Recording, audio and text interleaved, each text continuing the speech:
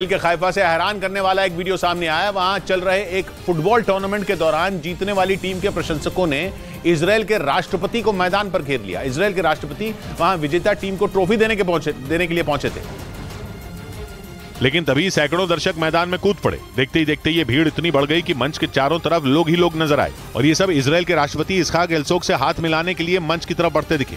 जिसके बाद सुरक्षा कर्मियों ने उनके इर्द गिर्द घेरा बनाया और किसी तरह मैदान से सुरक्षित बाहर लेकर आए। अचानक भीड़ के मैदान पर टूटने से वहां हालात बिगड़ गए, जिसका असर ये हुआ कि राष्ट्रपति फुटबॉल लीग जीतने वाली टीम बेतार यरूशलेम के खिलाड़ियों को ट्रॉफी तक नहीं सौंप पाए और उन्हें वहां से निकलना पड़ा। इधर उत्तर प्रदेश के मथुरा से आपसी विवाद में गोलियां चलने का एक हैरान करने वाला वीडियो सामने आया, जिसमें दो पक्ष के लोग एक दूसरे पर जानलेवा हमला करते दिखे, जिसके बाद पूरे गांव में दहशत फैल गई। गोलियों की तड़तड़ाहट से इलाका गूंज उठा। वीडियो में दो लड़के नजर आए, एक के हाथ में बंदूक और दूसरे के हाथ में लाठी दिखी। उनके पीछे पीछे एक महिला भी भागती नजर आई, जो बाद में दोनों को वापस ले जाती दिखी। लेकिन इस बीच दूसरे पक्ष के लोग भी लाठी से हमला करने लगे। हालांकि सूचना मिलते ही पुलिस पहुंच गई, लेकिन उससे पहले मारपीट करने वाले लोग फरार हो गए। पुलिस ने बताया कि दोनों पक्ष पुरानी रंजिश की वजह से आपस में भिड़े। उधर उत्तर प्रदेश के बरेली में 4 साल की एक बच्ची की कार के अंदर दम घुटने की वजह से मौत हो गई। ये घटना तब हुई जब वो खेलते वक्त वहां खड़ी एक कार में जाकर छिप गई, लेकिन भीषण गर्मी की वजह से वो कार में बेहोश हो गई। बाद में आनन फानन में घरवाले उसे लेकर अस्पताल पहुंचे, जहां उसकी मौत हो गई। 4 साल की बच्ची की कार में दम घुटने की वजह से हुई मौत से वहां हड़कंप मच गया। परिवार वालों पर तो जैसे दुखों का पहाड़ ही टूट पड़ा। दम घुटने से उसकी उसी में मौत हो गई। घर वालों का कहना है कि उनकी बच्ची दूसरे बच्चों के साथ लुका छुपी का खेल खेल रही थी, तभी वो एक कार में जाकर छिप गई। थोड़ी देर बाद गाड़ी लॉक हो गई, जिसकी वजह से उसका दम घुट गया। इस बीच पश्चिमी मीडिया ने दावा किया कि रूस के साथ युद्ध लड़ रहे यूक्रेन को अब चीन हथियारों की सप्लाई करेगा, जबकि पुतिन चीन के राष्ट्रपति शी जिनपिंग के साथ अपनी दोस्ती का बखान करते नहीं थकते।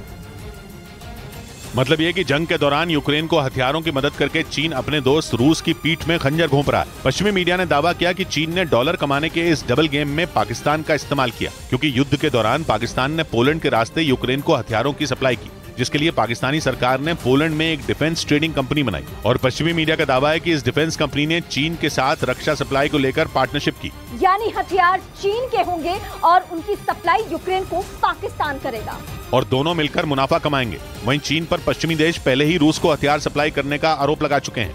उधर यूक्रेन ने आरोप लगाया कि रूस ने एक बार फिर उसकी राजधानी कीव को दहलाने की कोशिश की। ज़ेलेंस्की के मुताबिक रूस ने कीव पर करीब 3 घंटे तक बमबारी की, जिसके लिए उसने ईरान से मिले आत्मघाती ड्रोन की पूरी टोली भेजी। लेकिन ज़ेलेंस्की का दावा है कि उनकी फौज ने रूस के इस हमले को पूरी तरह नाकाम कर दिया। यूक्रेन के मुताबिक उसने एक रात में रूस के 1 या 2 नहीं बल्कि 36 ड्रोन ढेर कर दिए। यूक्रेन के मुताबिक ये कीव पर हुआ अब तक का सबसे घातक ड्रोन अटैक था, जो करीब 3 घंटे तक चला। लेकिन आखिर में इसमें यूक्रेन को ही कामयाबी हासिल हुई। ज़ेलेंस्की ने आरोप लगाया कि रूस ने इसके लिए ईरान के शाहिद 136 और शाहिद 131 ड्रोन का इस्तेमाल किया, लेकिन यूक्रेन की मिसाइलों ने 36 में एक ड्रोन को भी अपने टारगेट तक नहीं पहुंचने दिया। इधर गैंगस्टर टिल्लू ताजपुरिया की हत्या पर दिल्ली हाई कोर्ट ने नाराजगी जाहिर की और तिहाड़ जेल प्रशासन को कड़ी फटकार लगाई। इसी महीने की 2 तारीख को तिहाड़ में टिल्लू ताजपुरिया की बेरहमी से हत्या कर दी गई थी, जिस पर नाराजगी जताते हुए दिल्ली हाई कोर्ट ने तिहाड़ जेल प्रशासन को आड़े हाथ लिया। टिल्लू ताजपुरिया की हत्या के बाद उसके घर वालों ने दिल्ली हाई कोर्ट में याचिका दाखिल कर सीबीआई जांच की मांग की। इसी पर सुनवाई करते हुए दिल्ली हाई कोर्ट ने यह सवाल उठाया कि हाई सिक्योरिटी जेल के अंदर कैसे किसी की हत्या की जा सकती है। आरोपियों के पास से जिस तरह के हथियार मिले हैं, उन्हें देखते हुए कोर्ट ने भविष्य में जेल के अंदर बड़ी वारदात की भी आशंका जताई। हालांकि जेल प्रशासन ने स्टेटस रिपोर्ट में यह बात कही कि जेल के बाहर के जो लोग भी हत्याकांड में शामिल हैं, उनकी पहचान की जा रही है, ताकि उन्हें कड़ी से कड़ी सजा दिलाई जा सके। उधर पंजाब के अमृतसर में एक दिन पहले हुई जरनैल सिंह की हत्या की जिम्मेदारी सोशल मीडिया के जरिए बम्बीहा गैंग ने ली। फेसबुक पर एक पोस्ट के जरिए यह ऐलान किया गया कि बम्बीहा गैंग के इशारे पर जरनैल सिंह की हत्या की गई और यह भी बताया कि जरनैल सिंह का ताल्लुक बम्बीहा गैंग के विरोधी गिरोह से था। एक दिन पहले अमृतसर में गैंगस्टर जरनैल सिंह की 4 लोगों ने गोली मारकर हत्या कर दी थी। घटना का एक सीसीटीवी वीडियो भी सामने आया था, जिसमें चारों बदमाश जरनैल सिंह पर ताबड़तोड़ गोलियां बरसाते दिखाई दिए थे। जरनैल की इस हत्या के बाद पूरे इलाके में हड़कंप मच गया था और अब वारदात के एक दिन बाद बम्बीहा गैंग के सरगना गैंगस्टर दविंदर बम्बीहा ने फेसबुक पर एक पोस्ट के जरिए हत्याकांड की जिम्मेदारी ली। उसने पोस्ट में यह लिखा कि जरनैल सिंह की हत्या गोपी महल गैंग से जुड़े गुर्गों ने की, जो बम्बीहा गैंग से ही जुड़ा है।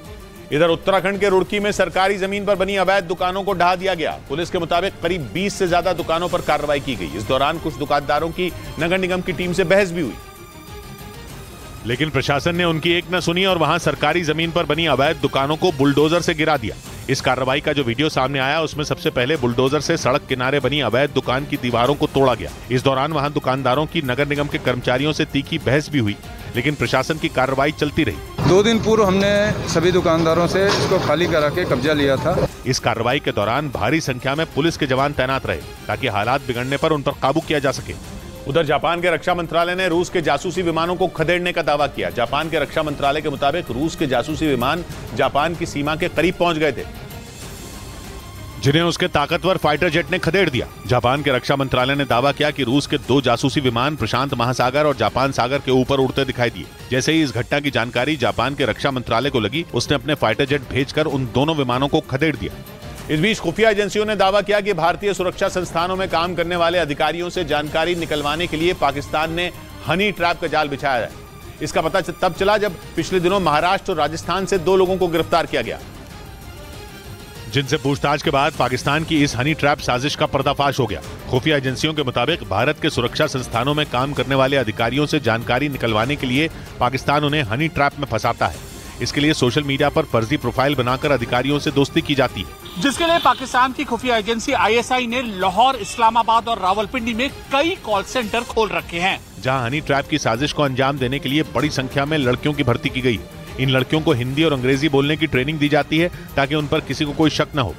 इधर पंजाब के मुख्यमंत्री भगवंत मान ने भ्रष्टाचार के मुद्दे पर पूर्व CM चरणजीत सिंह चन्नी और उनके भतीजे को चेतावनी दे दी। भगवंत मान के मुताबिक चन्नी के भतीजे ने सरकारी नौकरी के लिए एक क्रिकेटर से 2 करोड़ रुपए मांगे थे और इस क्रिकेटर ने मुख्यमंत्री भगवंत मान को इसकी जानकारी दी, जिसके बाद मुख्यमंत्री भगवंत मान ने एक ट्वीट कर पूर्व CM चन्नी और उनके भतीजे को गुनाह कबूल लेने को कहा, जिसके लिए उन्होंने पूर्व CM चन्नी को 31 मई तक का समय दिया। आरोप है कि पूर्व CM चरणजीत सिंह चन्नी के भतीजे ने खेल कोटे से सरकारी नौकरी दिलाने के लिए एक क्रिकेटर से 2 करोड़ रुपए की मांग की थी। हालांकि चरणजीत सिंह चन्नी ने इन आरोपों को गलत बताया।